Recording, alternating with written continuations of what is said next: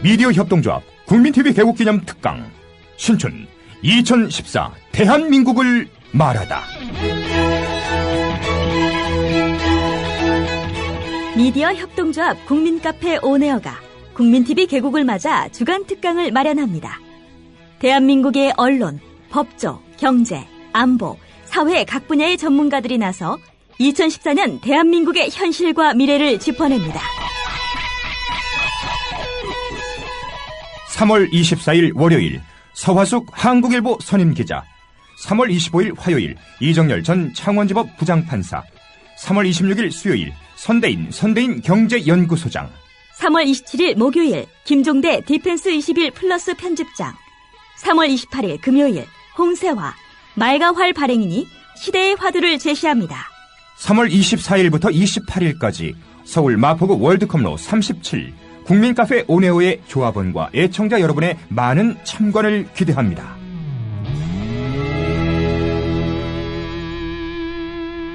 서화숙 기자, 이정열 전 판사, 선대인 소장, 김종대 편집장이 나서는 월요일부터 목요일은 저녁 7시 반, 홍세화 발행인이 나서는 금요일은 오후 5시에 강연이 펼쳐집니다.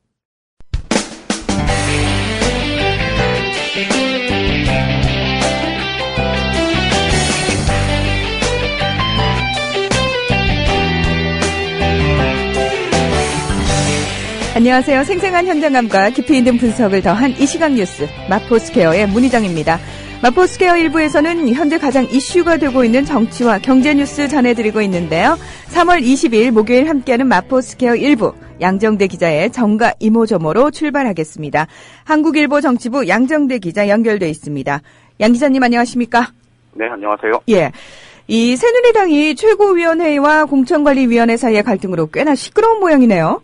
예, 그렇습니다. 지금 지난주까지 광역단체장 후보 경선을 어떤 방식으로 할 거냐, 이걸 두고 일부 지역에서 100% 여론조사하자 이런 주장이 나오면서 이거 가지고 이거를 공천관리위원회가 결정할 거냐 아니면 최고위원회에서 결정할 거냐, 이걸 두고 양측이 심각한 갈등 상황이 있었는데요. 네. 이번에는 지금 여성 전략공천 문제를 두고 이 공천관리위원회와 최고위원회 사이의 갈등 기류가 굉장히 좀 심각한 상황입니다.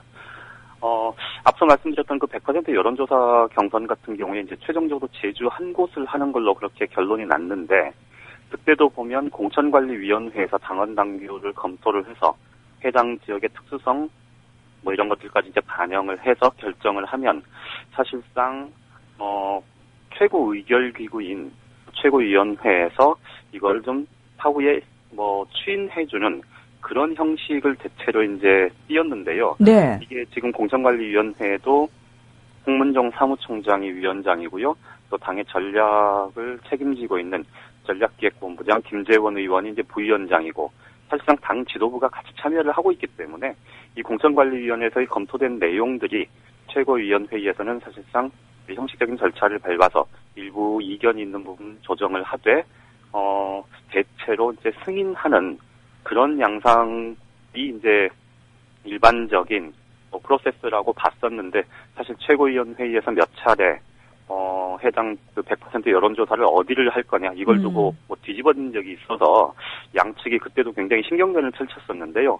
이번 그 여성기초단체장 여성공천 우선지역 선정하는 과정에서는 사퇴 얘기까지, 공천관리위원들 전원 사퇴 얘기까지 나올 정도로 상황이 좀 꽤나 복잡해졌습니다. 당초에 지금 새누리당이 그 상향식 공천을 전면화하겠다 이렇게 이제 얘기를 하면서 2월 말이죠. 당원 당규 개정 작업을 벌였었는데요. 그때 보면 여성과 장애인 등 정치적인 약자들의 경우에 전략 공천 지역으로 해서 우선 공천할 수 있다, 이런 이제 단서 규정을 뒀었거든요. 네. 그래서 그 동안에 여성 기초단체장 후보 같은 경우에 이제 중앙 경선관리대책위원회에서 몇몇 지역을 선정을 했습니다. 서울 같은 경우에 원래 서초, 강남, 송파 포함해서 5군데를 정했었고요. 부산, 대구, 인천 이렇게 한 군데씩 정했었는데 해당 지역 출마자들이 굉장히 반발을 한다, 이 소식은 한번 전해드렸었는데요. 네. 이게 이제 단순히 해당 지역의 출마자들뿐만 아니고 해당 지역의 출마자들과 이해관계가 있을 수밖에 없는 이 최고위원들이 적극적으로 반대 의견을 내면서 이게 한번 무산이 된 적이 있습니다. 그래서 이제 여성 전략 공천 지역이 꽤 변경이 많이 됐었는데요. 그 이후에 지금 공천관리위원회에서 추가 논의를 통해서 오늘 최고위원 회의에 두 곳 정도를 이렇게 더 이제 추가로 지정을 해달라 이렇게 요청을 했는데요. 이게 오늘 최고위원회에서 논의되다가 결론이 나질 않았습니다. 일부 최고위원들이 여전히 반대 의사를 표명하면서 여성 전략 공천 지역 선정이 지금 미뤄진 상태고요. 이것 때문에 김재원 전략본부장이 기자들과 만나서 공천위원 전원이 사퇴하는 쪽으로 의견을 모아가고 있다. 이렇게 강력 반발했고요. 홍문종 사무총장도 공천관리위원장직을 내놓겠다. 이렇게 지금 맞서고 있는데요. 이 논란의 핵심은 크게 두 가지입니다. 하나는 상향식 공천 카드를 들고 나온 게 청취자분들도 다들 이해하시겠습니다만은 이게 기초선거 정당 공천 폐지 공약을 번복하는 과정에서 별다른 준비 없이 상향식 공천 전면화를 불쑥 꺼내들었지 않았습니까? 그렇죠. 그러다 보니까 내부적으로 충분한 검토가 이루어지질 못했던 겁니다. 이 상향식 공천을 하는 과정에서 어떤 문제점이 있을 수 있고 이것이 결과적으로 당 선거에 어떻게 도움이 되는지 이런 부분들에 대한 전반적인 검토가 좀 부족했다 이런 지적들이 많이 나왔는데요. 그 와중에 이제 전략 공천을 없애고 상향식 공천만 하겠다고 해놓고 이게 한번 번복이 됐지 않습니까? 전략 공천도 이제 단서를 달아서 유지하는 쪽으로 이 의견을 모았었는데요. 그 과정에서 여성과 장애인 등 정책인 약자를 배려하겠다 이렇게 얘기를 했지만 구체적으로 이 여성과 장애인 등 이 정치적 약자를 전략 공천할 수 있는 기준 이런 것들이 당헌은 물론이고 이 세부 규칙이 규정돼 있는 이 당규에도 이런 것과 관련한 기준 자체가 없습니다. 그러다 보니까 이게 도대체 무슨 기준으로 어느 지역을 선정한 거냐라는 부분에 대해서 공천관리위원회도 정확하게 지금 설명을 못하고 있는 거고요. 해당 지역에 출마를 준비했거나 이미 출마를 선언한 남성 후보들이 굉장히 반발을 하고 있는 겁니다. 그렇겠죠. 우리 지역에 왜 여성 해야 되느냐 이 부분을 해명을 해라 이런 거죠.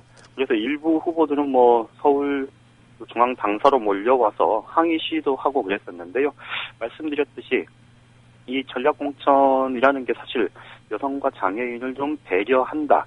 이런 거는 사실 명분도 있는 일이긴 하지만 현실적으로 선거를 치르다 보면 이해관계가 굉장히 엇갈릴 텐데 이것에 대한 명확한 기준 자체가 지금 마련되어 있지 않은 상태에서 마치 공천관리위원회가 자의적으로 권한을 행사하는 듯한 그런 양상이 된 겁니다. 이게 이제 말씀드렸듯이 첫 번째 문제가 있는 거고요. 그다음에 두 번째 문제는 이게 정치적인 이해관계가 너무나 좀 노골적으로 드러난다 그래야 될까요? 이게 이제 저번에도 한번 간단하게 말씀을 드렸습니다만 경북 포항시 같은 경우는 지금 공천관리위원회가 최종적으로 여성 우선 전략 공천 지역으로 이렇게 선정을 해서 이제 최고위원회 의결을 해달라 이렇게 요청을 해놓은 상태인데요. 네. 포항 같은 경우 대충 짐작을 하시겠습니다만은 새누리당에서는 사실 이명박 정권 때는 포항 인맥이 이 권력을 좌지우지했을 만큼 굉장히 친이계의 본산 아성격입니다. 그리고 거기에 지금 출마를 준비 중인 남성 후보들이 5명 정도가 있는데요. 그중에서 이강덕 전 해양경찰청장, 이 전 청장 같은 경우는 MB정부에서 이명박 정부에서 정말로 승승장구했다가 경찰청장 영순이다 이런 얘기가 있었지만 결국 오히려 포항 출신이어서 역차별을 받는다 이런 얘기가 나올 정도로 해양경찰청장이 되면서 좀 그런 얘기까지 나왔을 정도인데요. 이 이강덕 전 해양경찰청장을 비롯해서 이 출마를 준비해온 이 다수의 남성 후보들이 이른바 친이계로 분류되는 인사들이었습니다. 네. 그런데 이 포항을 여성 전략 공천 우선 지역으로 이렇게 선정을 하는 과정에서 보니까 여기에 출마를 신청한 시장 후보로 출마를 신청한 여성 후보가 딱 한 명 있는데요. 그 후보가 바로 전직 서울시의원이었습니다. 그러니까 경북도의원도 아니고 포항시의원도 아니고 서울에서 정치적인 활동을 해서 정치 활동을 해왔던 그 인사인데 포항시장 후보 출마를 지금 선언을 해놓은 상태인데요. 그 여성시 전직 시의원이 바로 대표적인 친박계 인맥이라는 겁니다.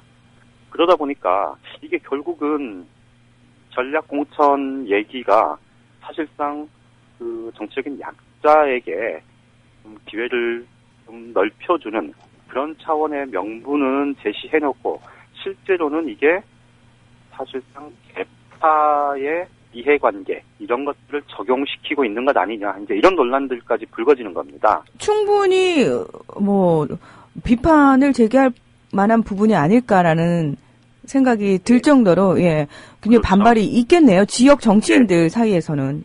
그렇습니다. 경북 포항은 이제 비근한 예고요. 지금 다른 지역도 그런 논란들이 꽤 지금 많이 불거져 있고. 네. 더더군다나 지금 오늘 여성 의원들은 또 따로 국회 정론관에서 기자회견을 갖고 여성 전략 공천을 확대해라 이렇게 지금 주장을 하고 나섰고요. 또 해당 지역의 남성 후보들은 전략 공천 철회하라 이런 주장을 하면서 당이 지금 굉장히 시끄러운 상황인데 말씀드렸듯이 기초선거 정당공천 폐지를 추진하면서 상향식 공천에 대한 사전 검토 없이 이 전략 공천 부분에 대한 기준이나 이런 것들을 명확하게 마련하는 과정 없이 이렇게 서둘러서 상향식 공천하고 그 과정에서 여성과 장애인은 우선 공천하겠다 이런 좀 방안을 내놓은 것이 일단 하나가 문제가 되고 있는 거고요. 두 번째는 말씀드렸듯이 이 명분은 그럴싸하지만 실제로는 이게 정파, 개파의 이해관계가 지금 전략공천 과정에서 관철되고 있다는 논란 이 두 가지가 겹치면서 지금 새누리당이 어제까지 제가 말씀드린 건 좀 지방선거에서 좀 다소 좀 분위기를 타면서 좀 잘 나가는 것 같다 이런 말씀을 드렸었는데요. 네. 삐걱대는 모습이 이제 본격적으로 좀 진행되지 않을까 싶습니다. 야당도 삐걱삐걱, 여당도 삐걱삐걱 좀 더 지켜봐야 될 것 같습니다. 오늘은 여기까지만 듣겠습니다. 양 기자님 고맙습니다. 예, 고맙습니다. 한국일보 정치부 양정대 기자와 함께 정가 이모저모 알아봤습니다. 전 세계가 지켜보고 있는데 핵 안보 관련해서 우리가 다른 나라보다 앞장서서 나가기는커녕 약속한 것마저 지키지 못한다면 국제적으로 얼마나 신뢰를 잃게 되겠습니까? 원자력 방호 방제법을 통과 안 시켜줬다며 정치권을 질타하는 박근혜 대통령. 새누리당은 어떤 반응일까? 우리 새누리당은 작년 정기국회 때부터 원자력 안전법과 함께 원자력 방호 방제법을 중점법안 1순위로 놓고 협상 시마다 야당에 이를 처리를 요구해왔습니다. 야당이 처음 듣는 소리라고 답변하는 것이 정말 놀라울 따름입니다. 새누리당 최경환 원내대표. 지난 연말 외촉법의 힘겨운 처리에서 보듯이 우리의 중점 추진 법안이라고 말만 하면은 그것이 야당의 중점 제동 법안이 돼서 정략적 흥정의 볼모가 되어 온 것이 작금의 현실입니다. 국익을 위해서 처리하자고 야당 간사에게 간곡하게 이야기를 했는데 벽을 보고 소리를 치는 느낌 들고. 국회 미래창조과학방송통신위원회 새누리당 간사 조혜진 의원. 나라의 체면이 이만저만 손상이 되는 것이 아닙니다. 이 두 사람 말만 들으면 민주당이 엉뚱한 트집을 잡고 있는 것처럼 느껴지는데 그러나 민주당은 전혀 다른 소리를 하고 있는데 이 법이 조속히 처리돼야 된다. 꼭 협조를 바란다. 이런 부탁을 정부 관계자로부터 제가 받은 바가 단 한 번도 없습니다. 정성호 원내수석부대표. 지금껏 뭐하고 놀다가 느닷없이 원자력 방호 방제법을 들고 나와 겁박하는 건지 새누리당이 속세무민에 어이가 없습니다. 핵테러 방지 관련한 방호 방제법 관련해서 원포인트 국회를 지금 열고 있으면서 지금 무리하게 회의 소집을 요구하고 있습니다. 국회 미방위 민주당 간사 유승희 의원. 지금 일방적으로 여야 간사 간에 어떠한 합의도 없이 지금 미방위 법안 소위가 지금 열리고 있는 상황입니다. 그런 실정입니다. 누구 말이 맞는 것일까? 원자력 방호 방제법 개정안은 핵물질 탈취 행위뿐만 아니라 원자력 시설 손상으로 핵물질을 유출하는 행위까지 핵 범죄 행위를 확대하는 내용을 담고 있습니다. 여야 간의 법안 내용에 이견도 없었습니다. 그런데 이게 국회에서 발목 잡혔습니다. 그래서 최경환 원내대표의 말처럼 새누리당이 정말 지난해 정기국회에서 중점 처리 1순위 법안으로 꼽았는지 살펴봤는데 정기국회가 열린 9월부터 12월까지 10대 1 간지와 주요 방송사의 관련 보도를 검색한 것. 그러나 단 한 건도 관련 법안과 관련한 기사가 나온 바 없는데 지난 2012년 8월 국회에 제출된 이후 지금까지 담당 상임위인 미래창조과 방송통신위조차 통과하지 못하고 있습니다. 그렇다면 결론은 한 가지. 정부가 손 놓고 있다가 이제 와서 서둘러 통과시켜달라고 하면서도 야당에게 책임을 덮어씌우려 했던 것. 김한길 대표의 말. 원자력 방호 방제법이 지금까지 국회에서 처리되지 않은 것은 전적으로 국회가 아닌 정부의 책임이며 야당이 아닌 여당의 책임입니다. 정부가 매년 1월에 국회에 통지하는 법률안 국회 제출 계획에도 원자력 방호 방제법은 들어있지 않았고 지난해 정기국회 때 새누리당의 중점 처리 법안에도 들어있지 않았습니다. 또 지난 2월 임시국회에서도 야당에게 별다른 협조 요청이 없었습니다.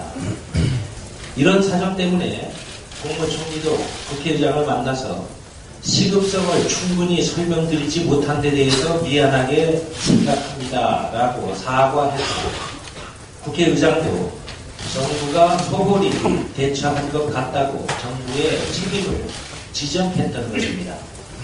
그런데도 박근혜 대통령이 그 책임을 야당에게 떠넘기는 것은 전형적인 정치 공세인 것입니다. 새누리당의 막말 정치와 박근혜 대통령의 남탓 정치는 우리 정치가 청산해야 하는 전형적인 구태 정치이고 낡은 정치입니다.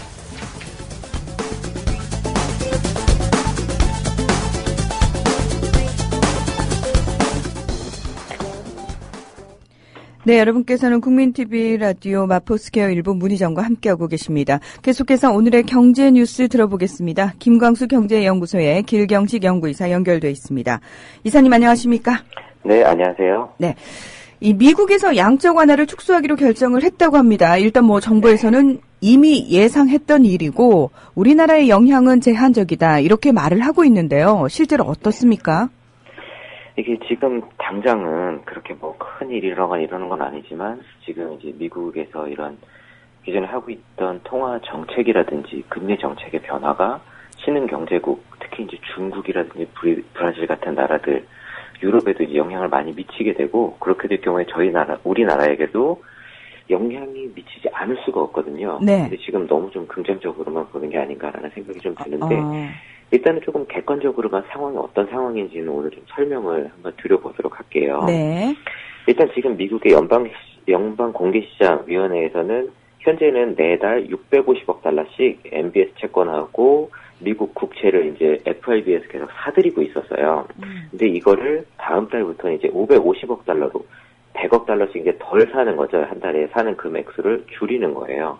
근데 어제도 이제 잠깐 말씀을 드렸지만 시장에서 어쨌든 그 FRB나 미국 정책 당국에서는 이 양적 완화 규모를 추가적으로 완화할 것이다라는 예상을 하고 있어서 지금 당장은 그렇게 충격이 큰 것 같지는 않은데요.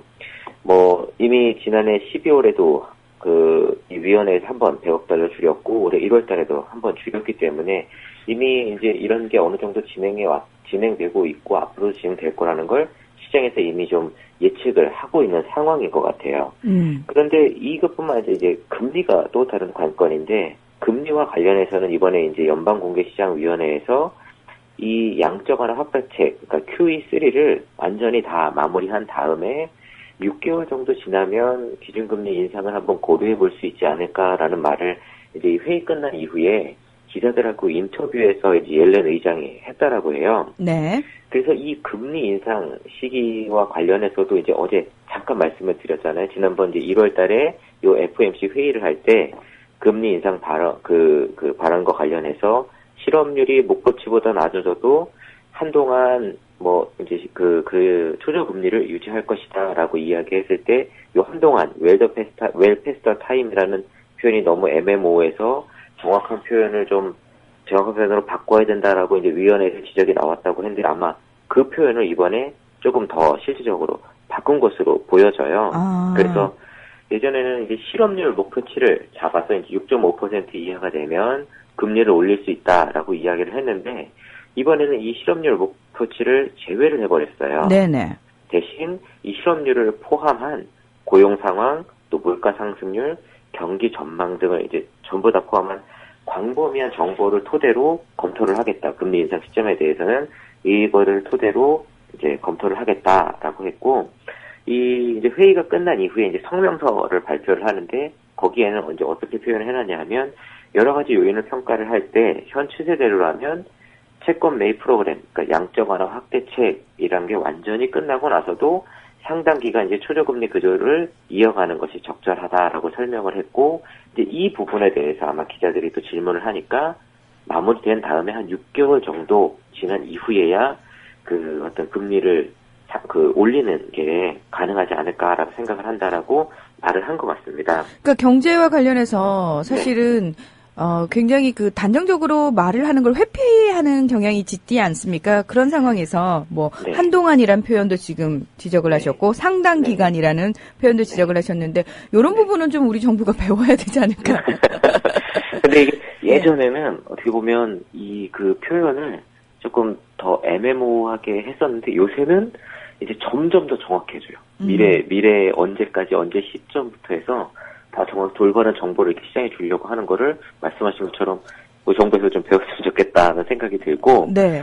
그다음에 이렇게 어쨌든 FOMC 그러니까 연방 공개 시장 회의에서 이야기한 것처럼 진행이 되게 되면 그 회의를 할 때마다 위원회를 할 때마다 100억 달러씩 축소가 된다라고 하면 지금 이제 앞으로 남아 있는 게 4월달, 6월달, 7월달, 9월달, 10월, 11월, 12월 이렇게가 남아 있는데 이 중에 이제 10월까지 하면 5회가 다 이제 지나게 됩니다. 그러면 그때쯤 되면 거의 이제 양적 통화 대책 채권 매입하는 금액 자체가 거의 이제 없어지고 마무리가 되게 되겠죠. 그렇죠. 이제 현재 월 650억 달러인데 이걸 다음 달부터 100억 달러씩 축소를 하는 거니까요. 예. 그러면 이제 초저금리를 이제 끝내고 금리를 다시 올리는 시점은 뭐 빠르면 10월 이후에 그 6개월을 센다고 해도 그 2015년 4월달 혹은 5월달 정도가 될 거고, 아마 이게 그 지금 생각하고 있는 경제 상황이라든지 미국 경제 상황이라든지 혹은 글로벌 경제 상황을 이렇게 쭉 그 봤을 때 지금처럼 경기가 계속 회복된다라면 아마 이렇게 순차적으로 진행이 되겠지만 그렇지 않고 미국의 경기 회복세가 다시 둔화된다든지 실업률이 갑자기 급증을 한다든지 혹은 미국에서 이 양적 통화 확대책, 그러니까 돈을 계속 풀어내주던 정책을 그침으로 인해서 신흥 경제국들이 타격을 받게 된다라고 하면 그 타격 영향이 다시 미국으로 돌아올 수밖에 없기 때문에 미국도 역시 이 테이퍼링 속도를 다시 늦출 수도 있거든요. 네네. 그렇게 될 경우에는 이 초저금리, 지금 거의 이제 제로금리, 0에서 0.25% 정도를 유지하고 있는 이 기준금리가 다시 그 인상되는 시점이 뒤로 미뤄질 수도 있는 상황이지만 어쨌든 지금 FRB에서는 그 앞으로의 통화 정책의 어떤 기조 같은 것을 이 정도 그 속도로 잡고 있고 이 정도 시점에서는 그 양적 통화 대책을 마무리하고 금리는 이제 오를 것이다라는 어떤 나름대로 이제 계획을 가지고 있는 것 같아요. 네. 그러면서 이렇게 이제 테이퍼링을 단계적으로, 그러니까 양적 통화 확대책을 축소하는 것을 단계적으로 진행하고 기준금리 이제 인상에 대한 언제 이 기준금리를 인상할 것인가 이야기가 나오면서 신흥 경제국들에 관한 우려가 이제 계속 커지고 있어요. 뭐 쉽게 말씀드리면 미국에서 돈을 막 푼 돈들이 주로 이제 미국 내에서는 투자할 곳이 없어서 신흥 경제국들, 중국이라든지 브라질이라든지 러시아라든지 이런 신흥 경제국들로 많이 이제 유입이 됐거든요. 네네. 근데 이런 돈들이 미국에서 금리가 올라가게 되면 다시 미국에 그냥 예금을 하는 게 더 나을 수도 있다라는 판단을 하는 투자자들이 생기기 때문에 그 신흥국들의 투자됐던 돈들이 급격하게 회수될 그 가능성이 높다라고 보기 때문에 이런 면에서 이제 신흥국의 경제 위기를 계속 우려를 하고 있거든요. 네. 특히 이제 지난 17일에 중국에서 굉장히 큰 그 부동산 개발 업체인 저장 싱그룬이라는 그 회사가 파산을 했습니다. 이게 중국 돈으로 35억 위안이고 이걸 달러로 환산하게 되면 5억 6천만 달러거든요. 예. 그래서 이제 뭐 외신에서도 이게 최근 몇 년 동안 일어난 부동산 개발 업체 중에 가장 큰 이제 뭐 파산 규모다라고 하면서 여러 가지 우려를 표하고 있는데 중국 내부에서는 이제 이게 그렇게 큰 그 사건이 아닌 것처럼 계속 이제 정부에서도 발표를 하고 언론도 좀 그렇게 계속 유도를 하고 있는 것 같아요. 네. 일단 중국에서는 뭐 이 회사 대표 대주주 소환해가지고 불법 자금 모금과 관련해서 이제 조사를 진행 중이라고 하는데 이 불법 자금 모금이란 게 그 이제 우리가 가끔 들었던 그 중국의 그림자 금융 그 이야기거든요. 그러니까 이게 뭐 불법적으로 뇌물 뭐 그런 이야기가 아니라 제도 금융권에서 돈을 대출하는 것이 아니라 이제 개인이라든지 자본가들을 이제 사채를 발행해가지고 돈을 끌어다 쓰는 이런 것들하고 이제 연관된 부분들을 조사를 하는 거예요. 근데 중국도 지금 부동산 거품이라든지 지방 정부의 채무 문제 같은 것들이 지금 말씀드린 이 그림자 금융 문제하고 얽혀 있는데요. 이 그림자 금융의 말은 좀 이렇게 좀 뭔가 불법적이고 뭔가 나쁜 것처럼 보여지는데 실제로는 우리나라에 있는 사채 시장하고 거의 비슷하다고 생각하면 됩니다. 중국 같은 경우는 아직 이제 금융산업이 충분히 발달하지 못하다 보니까 개인이든지 기업이든지 그 웬만한 큰 기업이 아니면 이 제도권 금융기관에 가서 돈을 대출받는 것이 실질적으로 쉽지가 않아요. 그렇다 보니까 우리나라도 예전에 이제 뭐 명동의 사채시장 같은 데 크게 형성이 돼 있고 거기서 개인이라든지 작은 기업을 하시는 분들이 돈을 융통해서 쓰고 했었는데 이런 것들이 이제 중국에서도 많이 형성이 되어 있는데 중국이 워낙 경제 규모가 크다 보니까 이게 기하급수적으로 늘어나서 이제 중국 정부가 이걸 어떻게 이제 통제를 할 수 없을 정도까지 많이 커져 있는 상황이고 이게 이제 그 음성적인 시장에서만 유통이 되는 것이 아니라 이재 상품으로 이제 포장이 돼서 이게 시중은행에서까지도 개인 투자자에게 팔리기 시작을 했어요. 그래서 이제 이 개인 투자자들도 많이 물려 있는 상황에서 이 이재 상품의 발행 잔고가 정부에서는 11조 위안 정도 된다라고 하고 일부 이제 뭐 그 금융기관 업체들에서는 이게 25조 위안을 넘어간다라는 얘기까지 나오고 있어서 최소 중국의 GDP 20% 이상이 그 20% 이상만큼의 이재 상품이 이미 형성이 되어 있는 것이 아닌가 하는 문제가 지금 계속 우려가 되고 있는데 왜 이 말씀을 드리냐면 이 이재 상품에 투자가 된 돈들이 어디서 왔냐 하면 이게 바로 해외 자금으로부터 들어왔다라는 겁니다. 미국에서부터. 근데 지금 이제 미국에서 이 양적 통화 대책을 계속 줄여나가고 만약에 기준금리를 올리게 되면 지금 이제 이거 거의 초기 상황이거든요. 네네. 그런데도 지금 이 사업이 부실화되고 자금이 모자라서 부도가 나는 회사들이 생기는데 본격적으로 돈들이 빠져나가기 시작하고 기준금리가 올라가게 되면 중국의 부동산 이 개발업체라든지 지방 정부들의 채무 문제, 파산 위기가 더욱더 급격히 커질 우려가 굉장히 높고 중국의 위기가 이런 위기가 실질적으로 닥칠 경우에 한국도 굉장히 큰 타격을 입을 수밖에 없는 상황으로 좀 보여지고 있습니다. 네. 저희가 또 모르고 있던 내용을 알려주셔가지고요. 예. 자, 오늘 얘기 잘 들었습니다. 고맙습니다. 네, 감사합니다. 김광수 경제연구소의 길경식 연구이사였습니다. 자, 마포스퀘어 1부는 여기서 마무리하겠습니다.